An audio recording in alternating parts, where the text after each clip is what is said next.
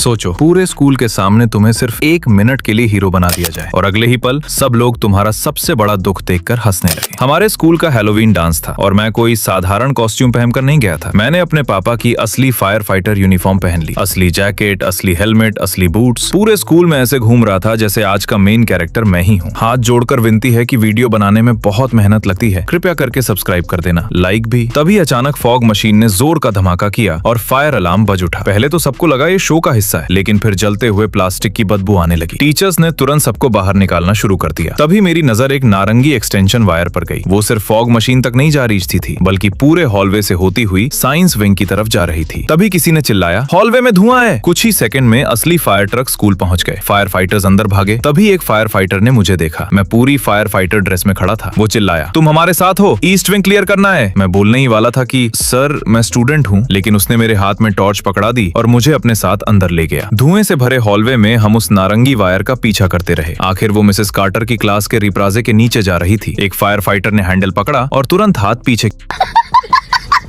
खींच लिया। बहुत गर्म है। फिर उसने मेरी तरफ देखकर कहा, तोड़ो इसे। मैंने अपना फोम वाला खिलौना कुल्हाड़ा पूरी ताकत से मारा और वो दरवाजे से टकराकर ऐसे उछला जैसे रबर की गेंद हो। फायर फाइटर ने खुद कोशिश की, लेकिन कुल्हाड़ा बीच से मुड़ गया। उसी वक्त किसी ने दूसरी तरफ से आवाज लगाई। फायर फाइटर्स बोले, पहले बाकी जगह देखते हैं, बाद में लौटेंगे। सब वापस मुड़ गए, लेकिन तभी मुझे एक आवाज सुनाई दी, एक छोटे से हैमस्टर के पहिए की, जो लगातार घूम रहा था। ये मिसेस कार्टर की क्लास थी और उनका पालतू हैमस्टर मिस्टर निबल्स अभी भी अंदर फंसा हुआ था। मैं वापस दरवाजे की तरफ भागा। हैंडल लाल होकर चमक रहा था। मैंने अपनी जैकेट बाजू पर लपेटी और पूरी ताकत से दरवाजे में कंधा मारा। दरवाजा टूट गया। अंदर धुआं भरा था। हैमस्टर का पिंजरा टेबल पर रखा था और उसके आसपास के कागजों में आग लग चुकी थी। मैंने जलती हुई वायर को कपड़े से पकड़कर खींचा।